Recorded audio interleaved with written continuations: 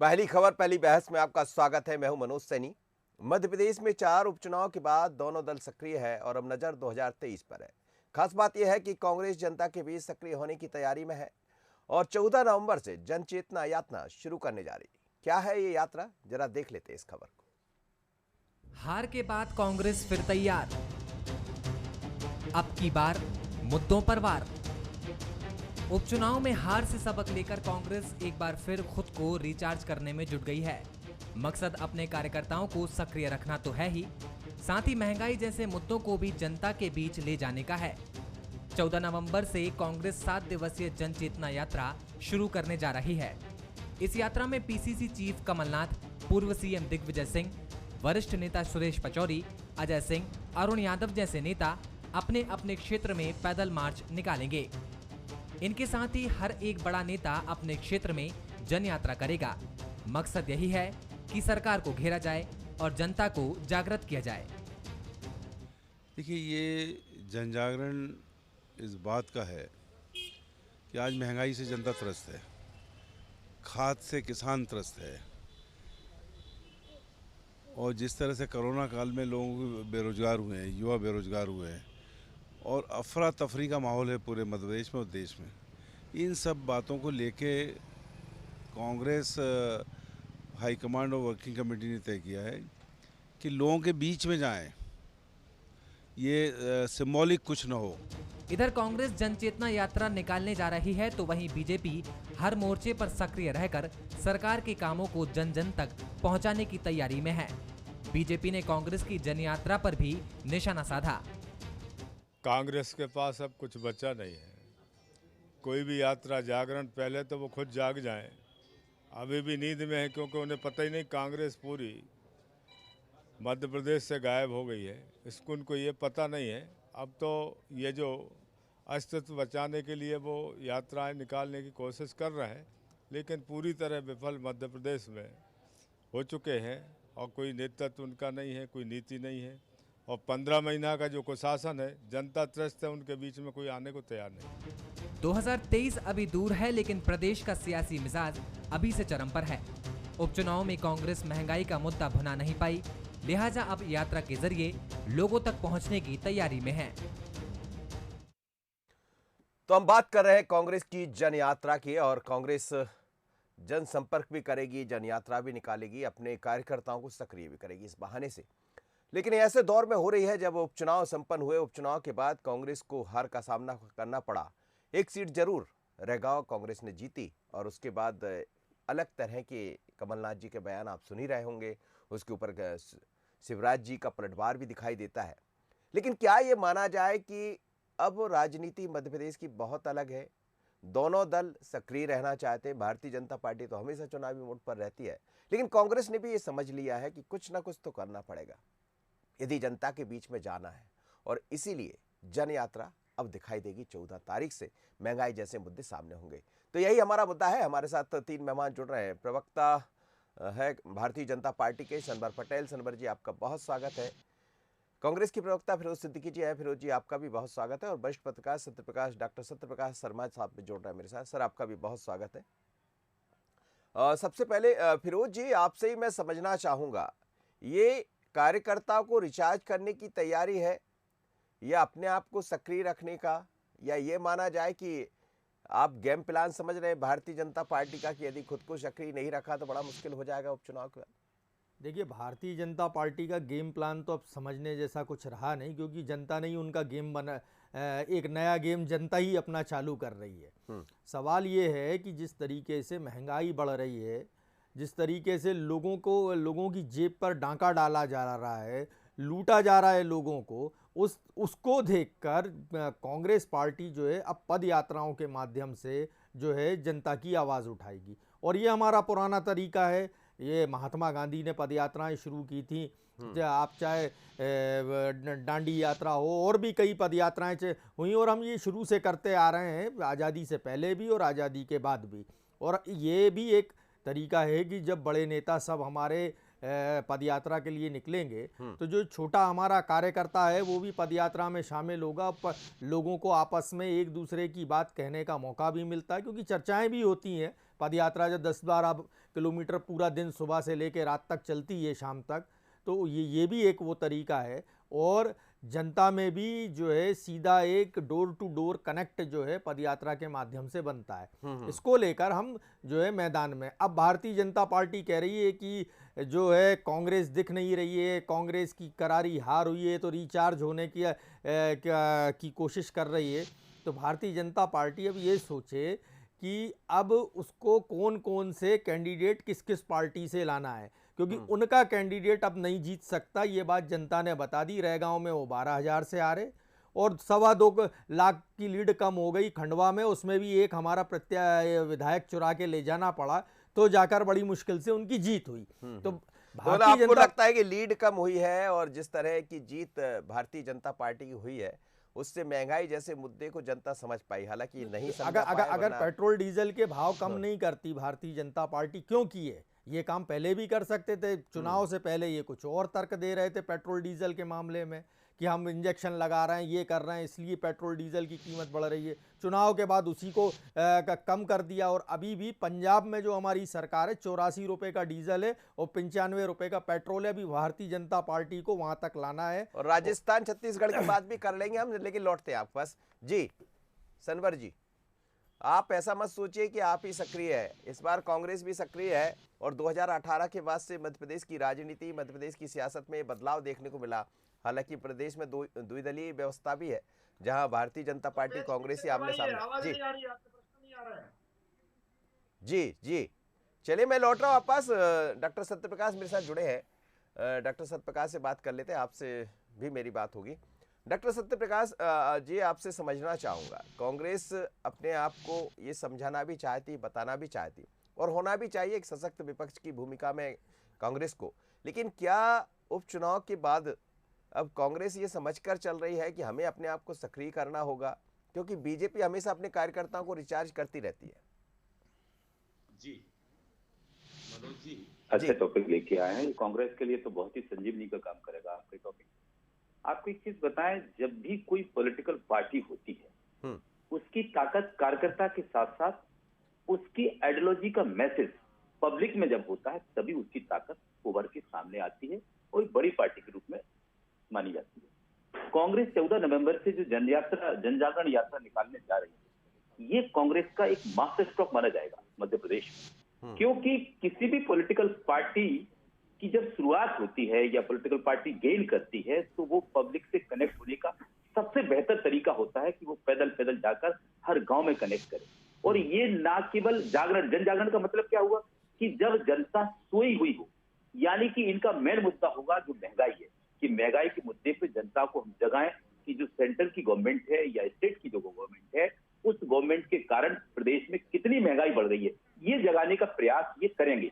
लेकिन इसके साथ साथ इसको एक बड़ा जो फायदा होने वाला है कि कांग्रेस को लोग, जो पब्लिक है वो कहीं ना कहीं पटल से भूल रही है, उसको दोबारा उस कांग्रेस की याद आएगी और कांग्रेस से जुड़ने का वो प्रयास करेगी। लेकिन इसके साथ साथ आपको बताऊं कि जो कांग्रेस के लीडर्स के बीच में जो कोऑर्डिनेशन है अभी मुख्य रूप से वह कमी देखी जा रही है पूरे प्रदेश में।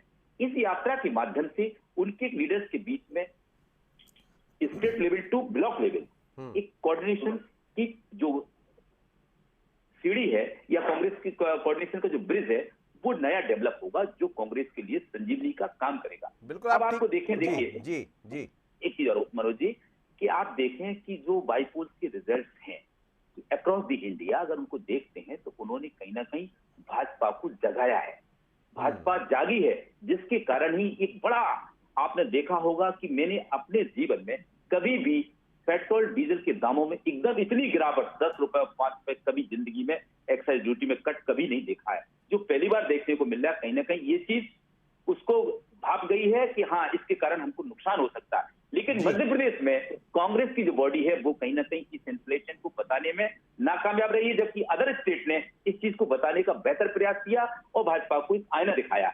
लेकिन मध्य प्रदेश अगर इस तरीके से जनता के बीच में जाती है तो इससे कांग्रेस को फायदा होगा।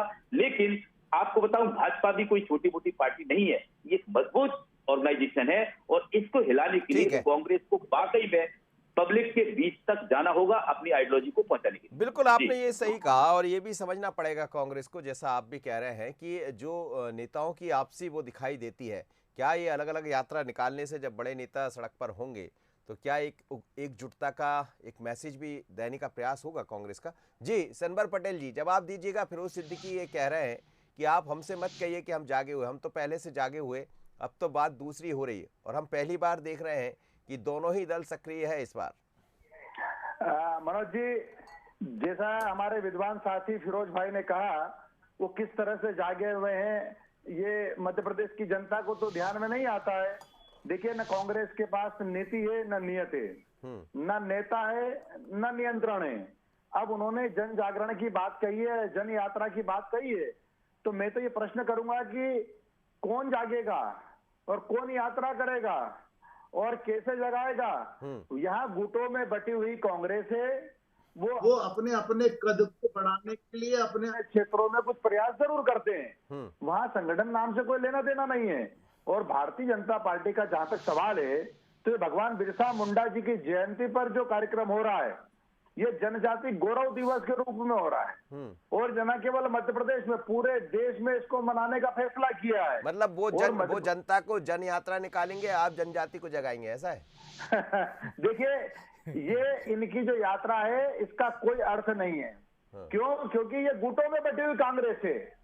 यहाँ विचार नाम की कोई चीज नहीं है, न नेता है न नियंत्रण है। जब ये यात्रा में जाएंगे तो क्या बोलेंगे? एक दूसरे के खिलाफ बोलेंगे, खुद पर कोई नियंत्रण नहीं है। नहीं वो ये इस बार नियंत्रण में रहकर ही बात कहने वाले हैं, इसीलिए तो देखिए आप तमाम बड़े नेता निकलने वाले हैं। उसमें कमलनाथ जी भी रहेंगे, दिग्विजय सिंह जी भी रहेंगे, अरुण यादव, जो आप लोग कहते रहते हैं वो वही तो मैसेज देने के प्रयास में है। और शायद फिर ये भी तैयारी कि एक मंच ऐसा बन जाए जिस पर सारे नेता नजर आ जाए लास्ट में, जब 7वां दिन होगा तब। देखिए मनोज जी, जब नीति नहीं है, नियत नहीं है, तो आप कितने ही लोग इकट्ठे हो जाओ, आप जनता के लिए कोई सोचने वाले नहीं है, जनता के लिए कोई काम करने वाले नहीं है। और भारतीय जनता पार्टी का जहां तक सवाल है, भारतीय जनता पार्टी ने सदैव गांव गरीब किसान के लिए काम किया है, पिछड़ा वर्ग और जनजाति भाइयों बहनों के उत्थान के लिए काम किया है। तो भारतीय जनता पार्टी उनके बीच में जाती है, काम करती है और भारतीय जनता पार्टी को आशीर्वाद मिलता है। और जैसा सत्य प्रकाश जी ने कहा है कि उपचुनाव में भी नतीजे के रूप में हमारे सामने उनका आशीर्वाद है। कहीं ना कहीं भारतीय जनता पार्टी सदैव से आशीर्वाद के लिए उनके बीच जाती है और उनको आशीर्वाद मिलता है। पिछला जो दमोह का उपचुनाव था, कांग्रेस दमोह की बात करते करते अति उत्साह में भी दिखाई दे रही थी और 3 निकल गए हाथ से, वो भी चली गई जो कांग्रेस की रहा करती थी। ऐसे ही आप कुछ मत करिएगा, ज्यादा उत्साह में मत रहिएगा, तैयारी कर लीजिएगा। जी फिरोज सिद्दीकी जी। देखिए, भारतीय जनता पार्टी के महंगाई के मुद्दे पर भारतीय जनता पार्टी के पास जवाब नहीं है।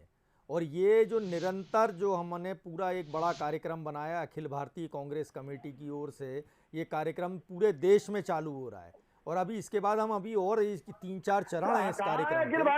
और आप देखिए स्थितियां देखिए कि भारतीय जनता पार्टी जो है गुटबाजी की बात कर रही है। भारतीय जनता पार्टी गुटबाजी की बात कर रही है और गुटबाजी में एक शिवराज भाजपा है, एक महाराज भाजपा है, एक नाराज भाजपा है।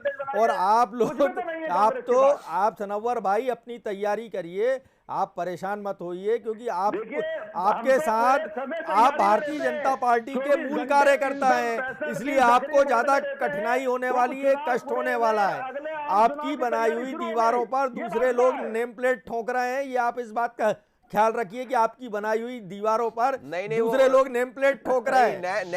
नेम प्लेट वाले कल शाम को पहुंचे थे भारतीय जनता पार्टी वो आ रहे के दफ्तर में। अरे भाई वो आ रहे हैं, देखने आ रहे हैं कि हमारी जगह पे कब्जा तो नहीं हो गया किसी और का। कल पहुंचे थे, मुझे लगता है उनको समझा दिया है कि नेम प्लेट नहीं बदलेगी, चिंता मत। हाँ, तो उनकी नेम प्लेट थोड़ी तो सनवर पटेल जी के लिए खतरे की घंटी है, बाकी किसी के लिए नहीं है। और अब तो सरकारें भी दो ग्वालियर चंबल में महाराष्ट्र सिंधिया सरकार है। फिरोज जी, मैं आपसे ये समझना चाहूंगा, ये जो यात्रा 7 दिवसीय है जिसमें 7 बड़े नेताओं के नाम तो दिखाई दे रहे हैं, आखिर है क्या, इसका रूप क्या होगा? क्या ये माना जाए कि ये जो आप पर हमेशा आरोप लगते रहते हैं कि गुटबाजी है, आप एक नहीं होते, अलग अलग नेता निकल कर, क्या कोई ऐसी तैयारी भी है जिसमें एकजुटता का परिचय किसी मंच पर दिया जाए और सातों नेता एक जगह कहीं मिल जाए? ये भी कहीं कुछ ऐसा प्रोग्राम से भी है? अब अभी तो इसका और भी आपको कार्यक्रम दिन पे दिन आते जाएंगे, लेकिन इसमें यह है कि सभी पूरा ऑर्गेनाइजेशन को बाहर निकालना है, सभी जो हमारे फ्रंटल ऑर्गेनाइजेशन है, प्रकोष्ठ और विभाग, उन सबके कार्यकर्ताओं को बाहर लाना है। सारी जिला Congress committee, block Congress committee, यानी कोई सांसद, विधायक, पूर्व सांसद, किसी को भी, सबको इसमें जो है भागीदारी करना है। छोटी निकालो, कहीं निकालो, 2 किलोमीटर चलिए, लेकिन आपको पदयात्राएं करना है 7 दिन लगातार। यही कार्यक्रम जो मतलब है ये आपने फ्लेक्सिबल रखा है कि छोटी निकालो, बड़ी निकालो, बस भाई निकलो। नहीं देखिए सत्यप्रकाश जी, ये बड़ी बात है कि छोटी निकालिए, बड़ी निकालिए, पर निकालिए। मतलब कांग्रेस के घर से निकालना ही एक बड़ा चैलेंज होता है कांग्रेस के सामने। क्या ये कार्यकर्ता, जिस तरह से फिरोज जी भी मान रहे हैं, कहीं ना कहीं ये चिंता होगी कि छोटी बड़ी कुछ भी निकालते रहिए, बस बाहर आ जाइए। ये बाहर आ पाएंगे सब? देर आए दुरुस्त आए, हाँ। ये चीज कांग्रेस पे इस समय बिल्कुल लागू होती है, क्योंकि ये कांग्रेस को बहुत पहले शुरू कर देना चाहिए था। आपको मैं फिर बता रहा हूं कि lack of coordination among the Congress leader in Madhya Pradesh, ये बीजेपी की, कांग्रेस की हार का 2003 से लेकर 2018 तक बड़ा कारण रहा है। दिग्विजय सिंह जी ने एक बार इंटरव्यू में मुझे, स्टेट्समैन को मैंने लिखा था, उसने स्वीकारा था कि कोऑर्डिनेशन लीडर के बीच में ना होने के कारण हम लगातार हार रहे हैं। और जब 2018 में आपने देखा होगा थोड़ा सा कोऑर्डिनेशन बना 3 लीडर्स के बीच में, तो आप देखते हैं कि कांग्रेस दोबारा 2018 में आती है। लेकिन यहाँ पर भाजपा से चीज सीखने को चाहिए। जोबट कांग्रेस का गढ़ कही जाती है और आदिवासी वोट कांग्रेस के फेवर का माना जाता रहा है। आपने देखा जोबट जीता, सीएम ने हाईलाइट किया, सबसे ज्यादा अगर जीत की खुशी अगर किसी को हुई है कांग्रेस या भाजपा को, तो वो जोबट की हुई है, क्योंकि उन्होंने जोबट के माध्यम से आदिवासी वोट में सेंध लगाना शुरू कर दिया। और इतना बड़ा कार्यक्रम बिरसा मुंडा की जयंती मनाने का कार्यक्रम जो रखा है, वो वाकई कांग्रेस, भाजपा एक बड़ा स्टेप लिया है आदिवासी वोटों को। 2018 के पहले अगर 2013 में देखते हैं तो 31 सीट भाजपा ने 47 ऐसी सीट में से जीती थी, जिसके कारण भाजपा की सरकार बनी। 2018 में उलट उसके 16 सीट भाजपा ने जीती, जिसके कारण कांग्रेस की, भाजपा की सरकार चली गई और कांग्रेस की सरकार आ गई। यानी कि रिजर्व कैटेगरी की 82 सीट पर अगर परफॉर्मेंस अच्छा रहता है, क्योंकि 2013 में देखें तो 59 सीट भाजपा ने जीती थी, जिसके कारण सरकार बनी। तो आप देख रहे हैं कि कांग्रेस लगातार रिजर्व कैटेगरी की सीट पर कम परफॉर्मेंस, बेहतर परफॉर्मेंस नहीं कर पा रही। 2018 में किया तो जीत गए। अब कांग्रेस को, और उसी पर नजर भारतीय जनता पार्टी की, बिल्कुल आप ठीक कह रहे हैं। जी जी, अब जब पग पग जाएंगे तो लोग कनेक्ट होंगे, क्योंकि कांग्रेस देश की ओल्डेस्ट पार्टी है, उसका अपना अस्तित्व है। मध्य प्रदेश में मैं आपको बताऊं, जैसा कि सरवर जी ने कहा कि अब कांग्रेस अस्तित्व की लड़ रही है, कांग्रेस का विकल्प नहीं है मध्य प्रदेश में। इसलिए आपकी जो एंटी इनकम्बेंसी है, भाजपा की जो एंटी इनकम्बेंसी है, उसका वोट कहां जाएगा? वो ऑटोमेटिकली या स्वाभाविक रूप से कांग्रेस को मिलेगा। यानी कि मध्य प्रदेश में कांग्रेस स्वाभाविक विपक्ष है, इसलिए उसके अस्तित्व को खतरे में देखना ये भाजपा के लिए कहीं ना कहीं खतरे की घंटी है। आप उसको विपक्ष मानिए, क्योंकि आपसे नाराज वोट कहां जाएगा? अगर इसके अलावा कोई विकल्प होता तो मैं मान सकता था कि कांग्रेस विकल्प बनने का, और वही एक सशक्त विकल्प बनने का प्रयास कांग्रेस कर रही है सनवर भाई, और यही आपके लिए एक चैलेंज भी होगा। देखिए आप, मैंने जैसा शुरुआत में भी आपसे कहा कि पहले चीजें बदली हुई थी, लेकिन 2018 के बाद से कांग्रेस एक अलग मोड पर तो है। हार जीत चलती रहती, दमोह उनने जीत लिया, आप हार गए, अभी 3 आप जीत गए, 1 वो जीत गए। हाँ देखिए मनोज जी, हमने कभी ये नहीं कहा कि कोई विपक्ष नहीं होना चाहिए। इवन हम तो ये कहते हैं, हमने सोशियोलॉजी और लॉ में पढ़ा है कि डेमोक्रेसी में विपक्ष का होना अच्छी बात है और स्वस्थ और रचनात्मक राजनीति विपक्ष को करना चाहिए।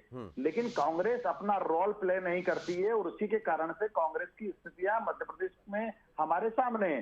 देखिए अभी सत्यप्रकाश जी ने कहा, बहुत ही वरिष्ठ हमारे एनालाइज करते हैं, वो उन्होंने कहा कि भारतीय जनता पार्टी जब जोबट जीती तो उन्होंने उसको बहुत ही प्राथमिकता से लिया, हमारे शीर्ष नेतृत्व ने उसको स्वीकार किया और प्रशंसा की कि देखिए हमारे जनजाति भाई बहन जो थोड़ा हमसे दूर जाते हुए दिख रहे थे, वापस हमारे पास आए और आज मध्य प्रदेश में इतना बड़ा कार्यक्रम हो रहा है। और आपने भी जो कहा, मैं उससे भी सहमति प्रदान करता हूं। और लेकिन देखिए आप, अब ये जो यात्रा कर रहे हैं, अब इसमें इस यात्रा में ये क्या बात करने वाले हैं कि अरुण यादव जी का टिकट क्यों काटा था, एनपी प्रजापति जी का लिस्ट से नाम क्यों हटाया था, वो ये बताने वाले महंगाई कितनी हो गई है, सुलोचना राजनाथ जी का अपमान क्यों हुआ, क्या ये बात करेंगे? कैसे एक साथ खड़े रहेंगे? जब तक इनका मन सही नहीं है, जब तक इनके पास कोई विचार नहीं है, कोई नेतृत्व नहीं है। लेकिन ये बात क्यों नहीं मानते सनवर जी? आप ये बात क्यों नहीं मानते? जिन मुद्दों को लेकर, जिस महंगाई जैसे मुद्दों को लेकर यदि वो जा रहे हैं, तो वो दिखाई तो दिया है उपचुनाव में। भले आप चुनाव जीत गए, ये अलग मुद्दा है, और उसको भारतीय जनता पार्टी समझ भी रही होगी, इसीलिए दूसरे दिन ही दाम कम हो जाते, जो कभी नहीं हुए, जैसे सत्यप्रकाश जी भी कह रहे थे। तो बिल्कुल मनोज जी, मैं आपकी जो बात से मैंने सहमति दी थी वो यही दी थी कि भारतीय जनता पार्टी जनता के लिए, आम जन के लिए, गांव गरीब किसान के लिए अगर किसी भी प्रकार से कोई रिलीफ दे सकती है तो हमको कोई घमंड नहीं है, कोई गुरूर नहीं है, कोई दम्भ नहीं है, हम तत्काल उस पर काम करते हैं, सुधार करते हैं, इसमें कहीं कोई दिक्कत नहीं है। वो दम्भ तो जनता ने थोड़ा समझा दिया आपको, थोड़ा दम्भ आपका कमजोर कर दिया। जनता ने अगर आपने अपना कार्यकर्ता उतार के जोबट और पृथ्वीपुर लड़ा होता तो आप कम से कम 15-15 हजार वोट से हारते। जो सुलोचना, सुन लीजिए, जो आप सुन लीजिए, आप जोबट 2 बार जीते हैं, वो माधव सिंह डाबर को ले जाके जीते, वो कांग्रेस के प्रत्याशी थे, कांग्रेस के थे।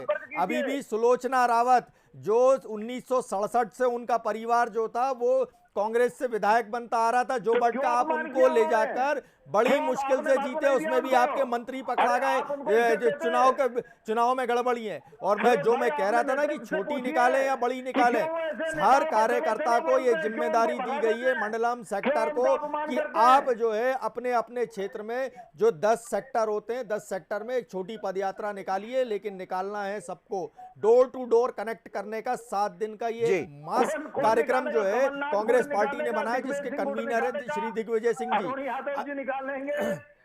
श्री दिग्विजय सिंह जी। और अब भारतीय जनता पार्टी तो जवाब दे, 1000 का सिलेंडर क्यों है भाई? आप तो इस बात का जवाब दो, 200 रुपए का तेल क्यों है? आप इस बात का जवाब नहीं, लेकिन भारतीय जनता पार्टी ये समझाने में सफल रही है कि महंगाई का मुद्दा आप बना नहीं पाए। अब ये बात अलग है कि अब आप भारतीय जनता पार्टी जन जागरण कल इसीलिए रहे कि जनता को जगाने की बात करें, मतलब भारतीय जनता पार्टी नहीं जीती है। ये जो लूटने का, ये जो वोट लूटने का तरीका भारतीय जनता पार्टी ने निकाला है, मैं पूछता हूं ना कि क्यों नहीं दिया पृथ्वीपुर में अपने कार्यकर्ता को टिकट? कैडर बेस पार्टी है ना, संघ से आदमी आता है, बूथ से चलता है, पहले हमारे यहाँ कार्यकर्ता बनता है, फिर पूर्णकालिक होता है, क्यों नहीं दिया उसको? आप मैनेज नहीं कर पाए, वो मैनेज करना सीख गए। मैनेज करना नहीं सीख गए। जिस जगह कलेक्टर और एसपी कार्यकर्ता बन जाएं और कलेक्टर और एसपी को ये ना पता हो कि उनके क्षेत्र में मंत्री बैठा है, मंत्री घूम रहा है। सर आप रेगांव भी जीते ना फिरोज जी, अब एक जगह आप ऐसा मत कहिए, देखिए सब चलता है। देखिए रेगांव हम कह रहे हैं ना कि हम जीते रेगांव, बस तो फिर एक जगह जब आपको जनता ने जिताया, मतलब बहुत सारी चीजें, ये सब जिन अफसरों के आप नाम लेते मैंने फिर कहा ना, वही बात मैं कह रहा हूं कि भारतीय जनता पार्टी चुनाव नहीं जीती, जोबट में कांग्रेस का वोट एक चंक बीजेपी के साथ गया, वहां सपा का एक चंक टूट गया, भारतीय जनता पार्टी के साथ गया।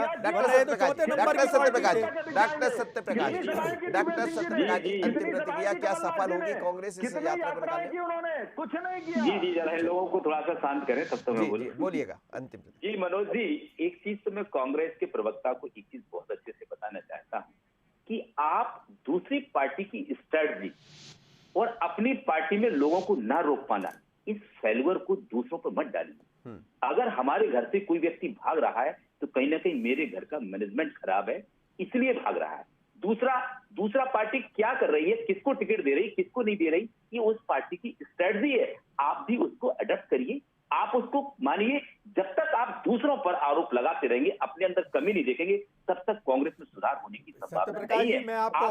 सत्यप्रकाश जी, मैं आपको क्षमा चाहता हूं, मुझे इस बात को हम मानते हैं कि कहीं ना कहीं अगर हमारे लोग चलिए, बहुत बहुत धन्यवाद, तो ये हमारी गलती है। का बहुत बहुत धन्यवाद, आप मेरे साथ जुड़े, फिरोज जी, सनवर जी और डॉक्टर सत्यप्रकाश। लेकिन मध्य प्रदेश में 2 ही दल है जिनकी चर्चा होना भी चाहिए, क्योंकि बीजेपी और कांग्रेस, तीसरे दल ने कई बार प्रयास किया, चाहे बसपा की बात हो, सपा की, लेकिन मध्य प्रदेश में उतनी जगह वो नहीं बना पाए।